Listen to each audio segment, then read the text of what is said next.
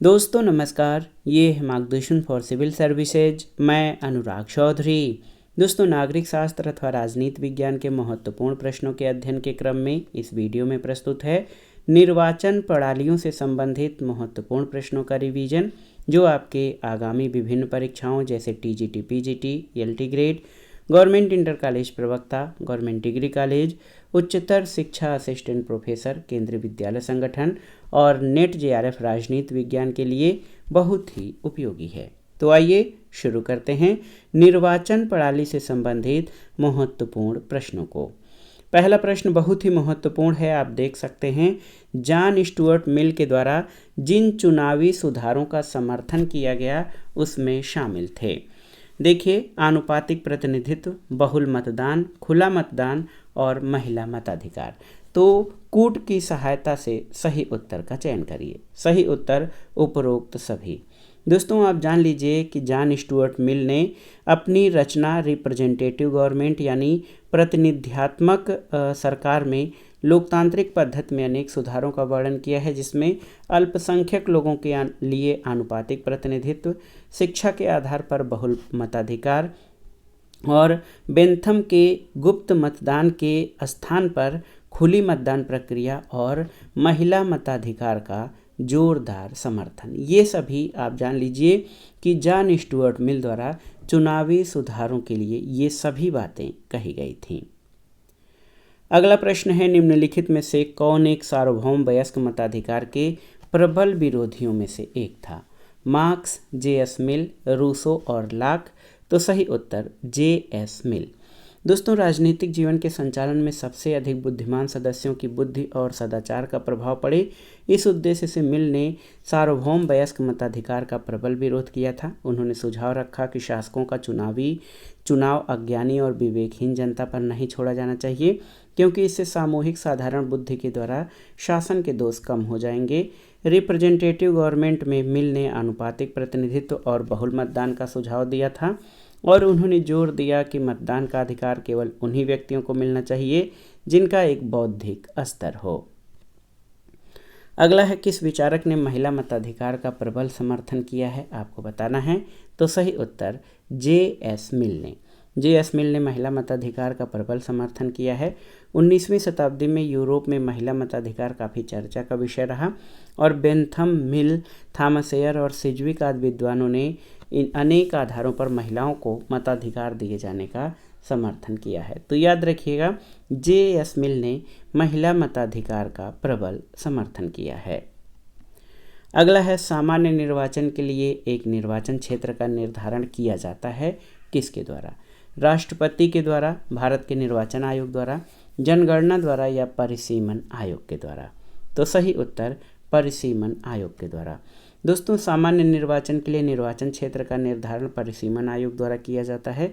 परिसीमन आयोग अधिनियम 1952 में ये प्रावधान है कि 10 वर्ष के बाद होने वाली प्रत्येक जनगणना के पश्चात निर्वाचन क्षेत्रों का परिसीमन किया जाएगा और चौथे परिसीमन आयोग के अध्यक्ष न्यायमूर्ति कुलदीप सिंह थे।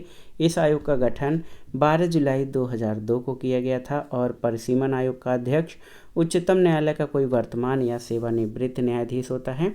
परिसीमन आयोग का वर्णन अनुच्छेद 82 में किया गया है। अगला प्रश्न है, किस प्रणाली के द्वारा अल्पसंख्यकों का प्रतिनिधित्व सुनिश्चित हो सकता है? आपको बताना है। एक व्यक्ति एक मत प्रणाली, आनुपातिक प्रतिनिधित्व प्रणाली, प्रादेशिक प्रतिनिधित्व प्रणाली या कार्यात्मक प्रतिनिधित्व प्रणाली? तो याद रखिएगा, आनुपातिक प्रतिनिधित्व प्रणाली, ऑप्शन बी। दोस्तों, अल्पसंख्यकों को प्रतिनिधित्व दिलाने के लिए आनुपातिक प्रतिनिधित्व प्रणाली सबसे लोकप्रिय है। इसका उद्देश्य सभी राजनीतिक दलों को विधानमंडल में प्राप्त मतों के आधार पर प्रतिनिधित्व देना है। इसके 3 मुख्य तत्व हैं। क्या क्या? बहुसदस्यीय निर्वाचन क्षेत्र, उम्मीदवार मतों का एक निश्चित कोटा प्राप्त करने पर विजयी होता है और व्यवस्थापिका में समान और उपयुक्त प्रतिनिधित्व प्रदान किया जाता है। अगला है, चुनाव सुधारों के लिए भारत में किस वर्ष जगन्नाथ राव समिति का गठन किया गया था? 1970, 1971, 1972 या 1973? सही उत्तर 1971 में पूर्व विधि मंत्री जगन्नाथ राव की अध्यक्षता में चुनाव सुधारों के लिए 21 सदस्यीय कमेटी का गठन जुलाई 1971 में किया गया था।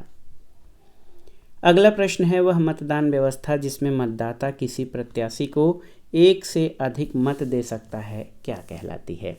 ऑप्शन है बहुल मतदान, बहुमतदान, सामूहिक मतदान या संचयी मतदान। तो सही उत्तर संचयी मतदान। संचयी मतदान प्रणाली या अनुपातिक प्रतिनिधित्व प्रणाली का एक भाग है, आप जान लीजिए। इसका प्रयोग बहुसदस्यीय निर्वाचन क्षेत्रों में किया जाता है और इसमें मतदाता को ये अधिकार होता है कि उसे प्राप्त मतों को वो एक ही उम्मीदवार को दे दे या सभी उम्मीदवारों के बीच बांट दे। प्रत्येक मतदाता को उतने मत देने का अधिकार होता है जितने सदस्य किसी निर्वाचन क्षेत्र से चुने जाने हों। अगला प्रश्न है सरकार का फोर्थ स्टेट किसे माना जाता है? अखबार को, जनमत को, राजनीतिक दल को या दबाव गुट को? तो प्रेस या अखबार को सरकार का फोर्थ स्टेट माना जाता है। बहुत ही महत्वपूर्ण प्रश्न है दोस्तों। आप जानते भी हैं कि जो अखबार है ये समाचार पत्र लोकमत के निर्माण में महत्वपूर्ण योगदान देते हैं। ये सरकार की राजनीतिक, सामाजिक, आर्थिक गतिविधियों से जनसाधारण को अवगत कराते हैं। अखबार ही सरकार की नीति की स्वरूप आलोचना, नीति की आलोचना करते हैं, शासन की त्रुटियों को जनता तक पहुंचाते हैं। इसलिए अखबार सरकार और जनता के बीच एक कड़ी का कार्य करते हैं जिससे सरकार की बात जनता तक और जनता की बात सरकार तक पहुंचती है। तो याद रखिएगा अखबार को फोर्थ स्टेट कहा जाता है। अगला है निम्नलिखित में से कौन से कार्य राजनीतिक दल करते हैं? लोकमत का निर्माण, कानून की व्याख्या, न्यायाधीशों की नियुक्ति या सरकारी अधिकारियों की नियुक्ति? तो सही उत्तर लोकमत का निर्माण। दोस्तों राजनीतिक दल लोकमत के निर्माण के प्रयत्नों में निरंतर लगे रहते हैं क्योंकि लोकमत या पब्लिक ओपिनियन उन्हें सत्ता में बनाए रखने या सत्ता में लाने का साधन है। बिखरे हुए विचारों को निश्चित सूत्र में पिरोने का काम राजनीतिक दल करते हैं और ये समस्याओं के प्रति जनता को सचेत करते हैं जिससे जन जागृति उत्पन्न होती है और लोकमत के निर्माण का जो मार्ग है वो प्रशस्त होता है। बहुत ही महत्वपूर्ण प्रश्न है, आप जान लीजिए। दोस्तों जनमत के निर्माण में मुख्य तत्व क्या है, ये आपका अगला प्रश्न है। देखिए परिवार, स्वतंत्र प्रेस, न्यायिक निर्णय और शिक्षण संस्थाएं। तो सही उत्तर जनमत के निर्माण में स्वतंत्र प्रेस मुख्य तत्व होता है। बहुत ही महत्वपूर्ण प्रश्न है दोस्तों। जनमत के निर्माण में परिवार, स्वतंत्र प्रेस और शिक्षण संस्थाएं सभी की भूमिका होती है, लेकिन स्वतंत्र प्रेस की भूमिका सबसे महत्वपूर्ण है। अन्य संस्थाओं में जनमत का स्वरूप एक पक्षी हो सकता है या संकीर्णता से ग्रसित हो सकता है, लेकिन स्वतंत्र समाचार पत्र अपेक्षाकृत अधिक निष्पक्ष और दृष्टिकोण में व्यापकता रखते हैं, इसलिए इन्हें शासन का चौथा स्तंभ या फोर्थ स्टेट कहा जाता है। अगला प्रश्न है कौन लोकमत के अभिकरण के रूप में गलत सूचीबद्ध किया गया है? परिवार तथा प्राथमिक समूह, शिक्षण संस्थाएं, संचार के साधन या उपर्युक्त में से कोई नहीं? तो सही उत्तर उपर्युक्त में से कोई नहीं। दोस्तों प्रत्येक देश में सार्वजनिक महत्व के मुद्दों के बारे में जनमत का निर्माण होता है जिसमें परिवार तथा प्राथमिक समूह, शिक्षण संस्थाएं और संचार के साधन महत्वपूर्ण भूमिका निभाते हैं। ऑप्शन डी आपका सही उत्तर है। अगला प्रश्न है कौन सा एक जनमत का अभिकरण नहीं है, आपको बताना है। प्रेस, न्यायपालिका, राजनीतिक दल, टेलीविज़न तथा रेडियो। तो सही उत्तर न्यायपालिका। दोस्तों न्यायपालिका जनमत निर्माण का अभिकरण नहीं है। न्यायपालिका में वैयक्तिक दावों का निस्तारण होता है जिसका संबंध सार्वजनिक प्रश्नों से नहीं है। व्यक्ति का व्यक्ति के मध्य विवाद हो या व्यक्ति और राज्य के मध्य विवाद, न्यायपालिका स्थापित कानूनों या संवैधानिक प्रावधानों के अनुरूप न्याय निर्णय करती है। इसके समक्ष आने वाले विषय न्यायिक होते हैं, न कि राजनीतिक।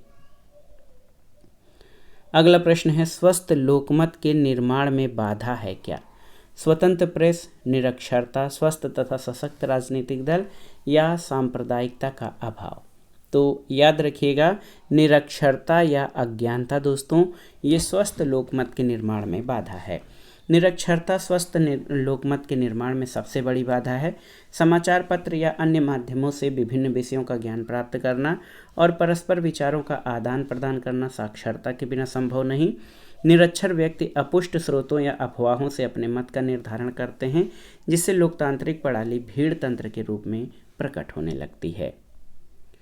अगला प्रश्न है निम्नलिखित अभिकरणों में कौन सा एक लोकमत के निर्माण पर अधिकतम प्रभाव डालता है? शैक्षणिक संस्था, धार्मिक संस्था, व्यापारिक संघ या प्रेस, रेडियो और दूरदर्शन।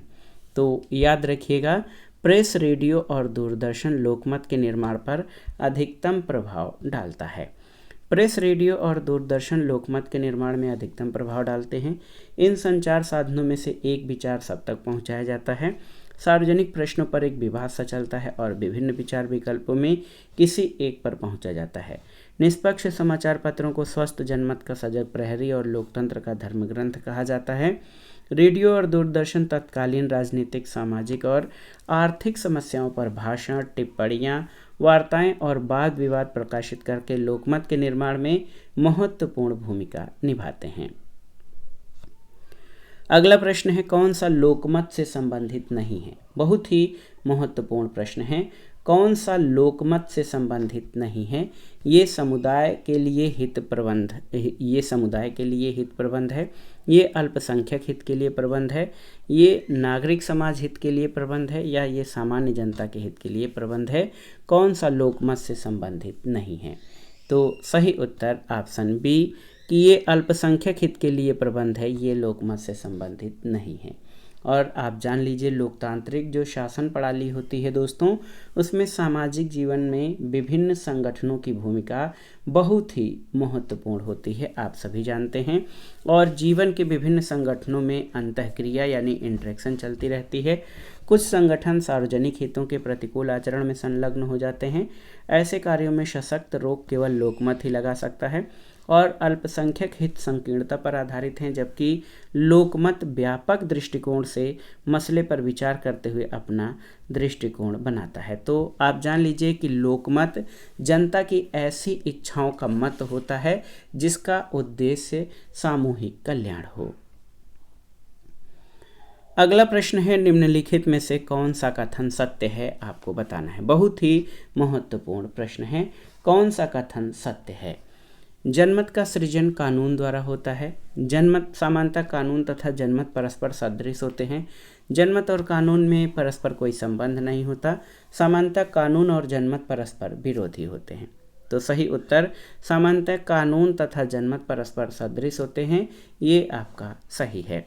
वर्तमान लोकतांत्रिक व्यवस्थाओं में कानून निर्माणक संस्थाएं कानून निर्माण में लोकमत का सम्मान करती हैं। संसद जैसी संस्थाओं में सदस्य जनता द्वारा चुनकर आते हैं, इसलिए वे जनमत के प्रति संवेदनशील होते हैं। नीति निर्देशक तत्वों को कानूनी और संवैधानिक संरक्षण प्रदान करना कानून और लोकमत के मध्य सादृश्यता की ओर संकेत करते हैं। अगला प्रश्न कथन और कारण से संबंधित है। कथन है, आधुनिक राजनीति के लिए राजनीतिक दल जीवन रेखा हैं। आधुनिक राजनीति के लिए राजनीतिक दल जीवन रेखा हैं, बिल्कुल सही है। और कारण है कि प्रतिनिध्यात्मक संस्थाओं के विकास और मताधिकार के विस्तार और विकास के कारण राजनीतिक दल उत्पन्न हुए, तो ये भी सही है। लेकिन दोस्तों, ए और आर दोनों सही होने के बावजूद कारण कथन की सही व्याख्या नहीं करता है, क्योंकि आप जान लीजिए आधुनिक राजनीतिक प्रणाली में राजनीतिक दलों की उपयोगिता बताई गई है और कारण में राजनीतिक दलों की उत्पत्ति का कारण बताया गया है। कथन और कारण दोनों अलग अलग संदर्भ को स्पष्ट करते हैं। कारण में कहीं नहीं बताया गया है कि राजनीतिक दल जीवन रेखा क्यों हैं, तो इसलिए कथन और कारण दोनों सही तो हैं, लेकिन कारण कथन की सही व्याख्या नहीं करता है। अगला प्रश्न है, निर्वाचक समूह का अर्थ क्या होता है? तो सही उत्तर निर्वाचक समूह का अर्थ है मतदाताओं की संख्या। निर्वाचक समूह का तात्पर्य मताधिकार प्राप्त नागरिकों या समूह या संस्था है। सार्वजनिक वयस्क मताधिकार में एक न्यूनतम उम्र सीमा प्राप्त करने वाला नागरिक मतदाता हो जाता है, जबकि सीमित मताधिकार में कुछ व्यक्तियों तक ही इस अधिकार को सीमित रखा जाता है। मताधिकार की योग्यता के अंतर्गत वयस्कता, नागरिकता, निवास और अपराध जैसे तथ्य शामिल किए जाते हैं। तो याद रखिएगा, निर्वाचक समूह का अर्थ मतदाताओं की संख्या है या मताधिकार प्राप्त नागरिकों का समूह या संस्था होता है। अगले प्रश्न पर आते हैं। बहुत ही महत्वपूर्ण प्रश्न है कि लोकमत के अतिरिक्त अन्य किसी वस्तु को शासन का आधार बनाकर पृथ्वी पर कभी कोई शासन नहीं कर सका है। ये कथन किसका है? जोस आर्टिगे गैसेल का, जे.एस. मिल का, लॉर्ड ब्राइस का या मोरिस गिन्सबर्ग का? तो सही उत्तर जोस आर्टिगे गैसेल का है। दोस्तों, विभिन्न शासन व्यवस्थाओं में लोकमत के महत्व को दृष्टि में रखते हुए जोस आर्टिगे गैसल ने लिखा है कि लोकमत के अतिरिक्त अन्य किसी वस्तु को शासन का आधार बनाकर पृथ्वी पर कभी कोई शासन नहीं कर सकता। राजतंत्र, कुलीन तंत्र, अधिनायक तंत्र और विदेशी शासन के अंतर्गत भी लोकमत अपना महत्व रखता है। लोकतांत्रिक शासन प्रणालियों की बात कुछ और है। अगला प्रश्न दोस्तों बहुत ही महत्वपूर्ण है। इसमें पूछा गया है कि निम्न देशों में से किसने एक ही प्रयास में सार्वभौम मताधिकार अपनाया है। ऑप्शन देखिए, इसमें ऑप्शन है यूके, भारत, यूएसए या चीन। तो सही उत्तर भारत हो जाएगा। कैसे? तो भारतीय संविधान के अनुच्छेद 326 के अनुसार लोकसभा और प्रत्येक राज्य की विधानसभा के लिए निर्वाचन वयस्क मताधिकार के आधार पर होंगे। यानी प्रत्येक व्यक्ति जो भारत का नागरिक है और ऐसी तारीख को जो समुचित विधानमंडल द्वारा बनाई गई किसी विधि या उसके अधीन इस निमित्त नियत की जाए, कम से कम 18 वर्ष की आयु का है और इस संविधान या समुचित विधानमंडल द्वारा बनाई गई किसी विधि के अधीन अनिवार्य चित्त विकृति, अपराध या भ्रष्ट या अवैध आचरण के आधार पर अन्यथा निर्धारित नहीं किया जाता, ऐसे किसी निर्वाचन में मतदाता के रूप में रजिस्ट्रीकृत होने का हकदार होगा। और कोई व्यक्ति उपरोक्त वर्णित दशाओं की पूर्ति की स्थिति में लोकसभा और विधानसभा के निर्वाचनों में मत देने का अधिकार रखता है, लेकिन तभी जबकि निर्वाचक नामावली में उसका नाम विधिवत दर्ज हो। 61वें संविधान संशोधन अधिनियम 1988 के द्वारा मताधिकार के लिए न्यूनतम आयु 21 वर्ष से घटाकर 18 वर्ष कर दी गई है। अगला प्रश्न है, अदिष्ट प्रतिनिधित्व से क्या अभिप्राय है, आपको बताना है। प्रतिनिधि निर्वाचकों के अधीन नहीं है, प्रतिनिधि निर्वाचकों के अधीन कार्य करते हैं, निर्वाचक प्रतिनिधियों को आदेश नहीं दे सकते, या यह व्यवहारिक है। तो सही उत्तर आपका हो जाएगा अदिष्ट प्रतिनिधित्व का अर्थ है प्रतिनिधि निर्वाचकों के अधीन कार्य करते हैं। अदिष्ट प्रतिनिधित्व का अर्थ प्रतिनिधि को निर्वाचकों के आदेश के अनुसार कार्य करने से लिया जाता है। ऐसे प्रतिनिधित्व में प्रतिनिधि की अपनी इच्छा कुछ भी महत्व नहीं रखती, ये केवल निर्वाचकों की इच्छा को अभिव्यक्त करता है। वह प्रत्येक निर्णय निर्वाचकों के स्पष्ट आदेश के अनुरूप करता है। वर्तमान समय में इसे अव्यवहारिक माना जाता है। अगला प्रश्न बहुत ही महत्वपूर्ण है। एकल संक्रमणीय मत प्रणाली का सर्वप्रथम प्रतिपादन करने वाले राजनीतिक चिंतक का नाम क्या है? ये प्रश्न बहुत ही महत्वपूर्ण है, आप देख सकते हैं, बहुत ही महत्वपूर्ण प्रश्न है। तो यहाँ पर ऑप्शन हैं J.S. मिल, थॉमस एयर, डेविड ईस्टन या लुसियन पाई। तो सही उत्तर ऑप्शन बी, आप जानते हैं, थॉमस एयर। और इसीलिए एकल संक्रमणीय मत प्रणाली को हेयर पद्धति भी कहा जाता है। एकल संक्रमणीय मत प्रणाली का सबसे पहले आविष्कार थॉमस राइट हिल ने किया। डेनमार्क में इस प्रणाली का सर्वप्रथम उपयोग चुनाव में किया गया, लेकिन एकल संक्रमणीय मत प्रणाली इसका सर्वप्रथम व्यवस्थित प्रतिपादन करने वाले राजनीतिक चिंतक ब्रिटिश विधिवेत्ता थॉमस एयर थे। इन्होंने इसका प्रतिपादन अपनी पुस्तक द मशीनरी ऑफ रिप्रेजेंटेशन में सन 1857 में किया। इन्होंने आनुपातिक प्रतिनिधित्व की प्रणाली का सबसे पहले प्रतिपादन किया, जिसे हेयर प्रणाली या हेयर सिस्टम कहा जाता है। ये प्रणाली अल्पसंख्यकों को प्रतिनिधित्व प्रदान करने की उत्तम व्यवस्था है। अगला प्रश्न है, एक नमनीय और अलिखित संविधान पाया जाता है कहाँ पर? ऑस्ट्रेलिया में, ग्रेट ब्रिटेन में, कनाडा में या जर्मनी में? तो सही उत्तर नमनीय और अलिखित संविधान ग्रेट ब्रिटेन का है। ब्रिटिश संविधान विश्व का सबसे प्राचीन और एकमात्र अलिखित संविधान है। वर्तमान के अधिकांश संविधान बहुत कुछ ब्रिटिश संविधान के प्रक्षिप्त अंश हैं।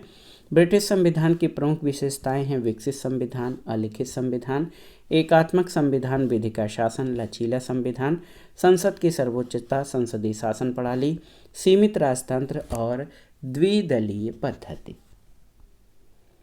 अगला प्रश्न है कि हेयर प्रणाली, इसका संबंध किससे है? तो आप जानते हैं हेयर प्रणाली का संबंध आनुपातिक प्रतिनिधित्व की एकल संक्रमणीय पद्धति से है। एकल संक्रमणी पद्धति को हेयर प्रणाली के नाम से जाना जाता है।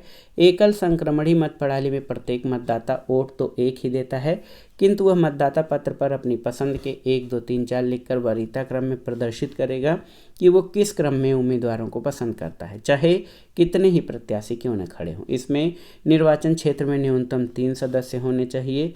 एकल संक्रमणीय प्रणाली अल्पसंख्यकों को प्रतिनिधित्व देने की पद्धतियों में सबसे अच्छी मानी जाती है। अगला प्रश्न है कि थॉमस हेयर का नाम किस निर्वाचन पद्धति से जुड़ा हुआ है? तो उत्तर है आनुपातिक पद्धति से। प्रतिनिधित्व की आनुपातिक पद्धति का प्रतिपादन 19वीं शताब्दी में थॉमस हेयर ने अपनी पुस्तक प्रतिनिधि के चुनाव में किया था, इसलिए प्रतिनिधित्व की आनुपातिक प्रणाली को हेयर प्रणाली भी कहा जाता है। इस पद्धति में एक बहुसदस्यीय निर्वाचन क्षेत्र होता है और निर्वाचन क्षेत्र के प्रत्येक मतदाता को उम्मीदवारों की संख्या के बराबर मत देने का अधिकार है। इस पद्धति में वे उम्मीदवार विजयी होते हैं जो आवश्यक चुनाव कोटा प्राप्त करते हैं, और इस प्रणाली को कार्य रूप में परिणत करने के लिए मुख्यतः जिन पद्धतियों का प्रयोग किया जाता है उसमें एकल संक्रमणी मत प्रणाली और सूची प्रणाली है। इस प्रणाली का उपयोग अल्पसंख्यकों को उचित प्रतिनिधित्व देने के लिए किया जाता है।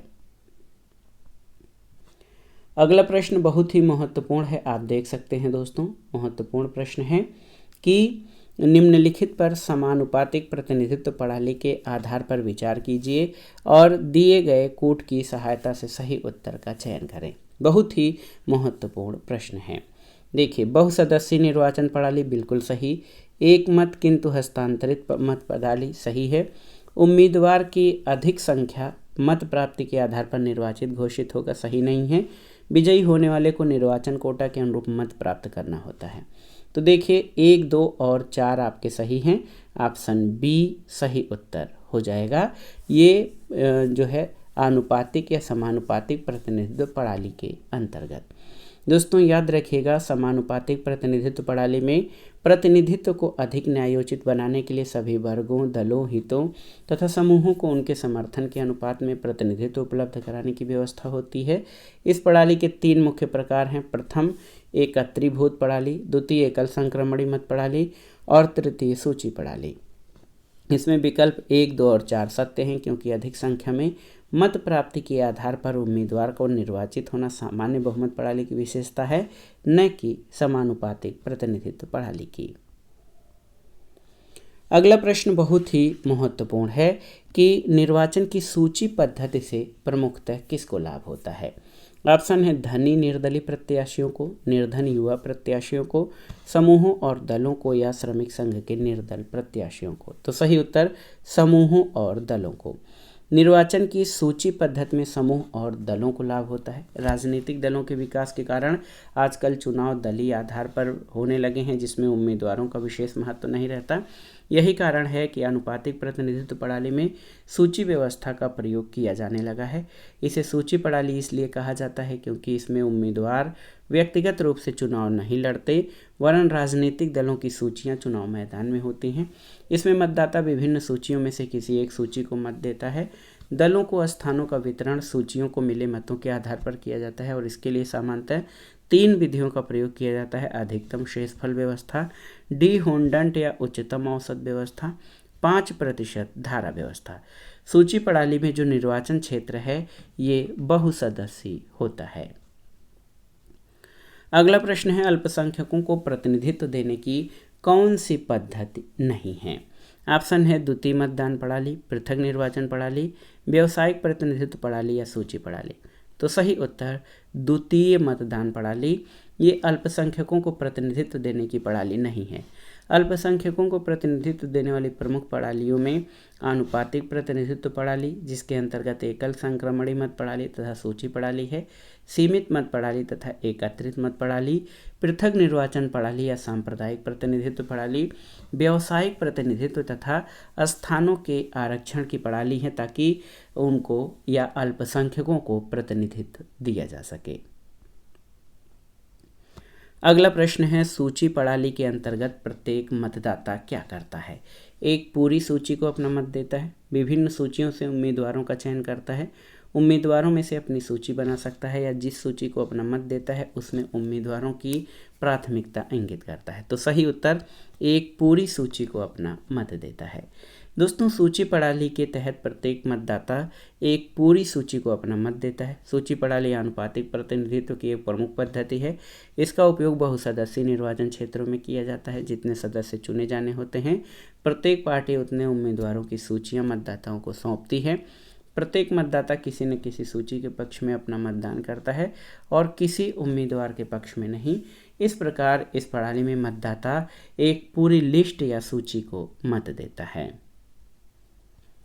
अगला है, निम्नलिखित में से कौन कार्यात्मक प्रतिनिधित्व के प्रमुख प्रतिपादक हैं? John Locke, G.D.H. कोल, जेम्स मिल या जेम्स ब्राइस? तो सही उत्तर G.D.H. कोल। प्रतिनिधित्व के संबंध में G.D.H. कोल का विचार था कि वास्तविक प्रतिनिधित्व कार्यात्मक प्रतिनिधित्व है। इनके अनुसार एक ही व्यवसाय में कार्य करने वाले सामूहिक हितों का प्रतिनिधित्व एक व्यक्ति कर सकता है। इस प्रकार के प्रतिनिधि न केवल औद्योगिक क्षेत्र में निर्वाचित किए जा सकते हैं, बल्कि इनकी नियुक्ति सामाजिक और राजनीतिक क्षेत्रों में भी की जा सकती है। ऑप्शन बी आपका सही उत्तर है। अगला प्रश्न है, कुछ रिक्तियों को भरने के लिए किए गए निर्वाचन में निम्नांकित में किस प्रकार की संज्ञा देंगे? नामांकन, उपचुनाव, निर्वाचन या इनमें से कोई नहीं? तो सही उत्तर उपचुनाव या बाईपोल।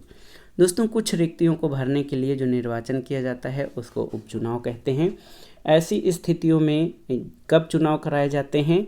जब कोई निर्वाचित प्रत्याशी त्यागपत्र दे दे या उसकी मृत्यु हो जाए, किसी गंभीर अपराध में सिद्ध दोष पाया जाए या बैंक धोखाधड़ी में लिप्त पाया जाए, अपना मानसिक संतुलन खो बैठे यानी मानसिक रूप से अयोग्य हो जाए और चुनाव में धांधली की स्थिति में उपचुनाव कराए जाते हैं। अगला प्रश्न और आज के वीडियो का आखिरी प्रश्न है, प्रत्यक्ष निर्वाचन का अभिप्राय क्या है? ऑप्शन है, जब प्रतिनिधि मनोनीत किए जाएं, जब प्रतिनिधि नौकरशाहों द्वारा निर्वाचित किए जाएं, जब प्रतिनिधि जनता द्वारा स्वयं निर्वाचित किए जाएं या जब प्रतिनिधि अभिजन वर्ग द्वारा निर्वाचित किए जाएं। तो सही उत्तर जब प्रतिनिधि जनता द्वारा स्वयं निर्वाचित किए जाएं। दोस्तों, याद रखिएगा, प्रत्यक्ष निर्वाचन का अभिप्राय है जब प्रतिनिधि जनता द्वारा स्वयं निर्वाचित किए जाएं। प्रत्यक्ष निर्वाचन में जनप्रतिनिधि जनता द्वारा सीधे निर्वाचित किए जाते हैं। तो दोस्तों, ये था आज का वीडियो, बहुत ही महत्वपूर्ण था। इसमें हमने निर्वाचन प्रणाली से संबंधित महत्वपूर्ण प्रश्नों को सॉल्व किया। ये प्रश्न आपके आगामी विभिन्न अध्यापक भर्ती परीक्षाओं के लिए जो नागरिक शास्त्र अथवा राजनीति विज्ञान विषय से आयोजित की जाती हैं उनके लिए बहुत ही उपयोगी है। आप इन प्रश्नों को तैयार कर लीजिएगा। ये प्रश्न आपके आगामी परीक्षाओं के लिए अति संभावित और महत्वपूर्ण है। तो वीडियो आपको कैसा लगा हमें कमेंट बॉक्स में ज़रूर बताइएगा। वीडियो को लाइक करें, शेयर करें और इस चैनल मार्गदर्शन फॉर सिविल सर्विसेज को सब्सक्राइब करें। वीडियो देखने के लिए धन्यवाद दोस्तों, नमस्कार।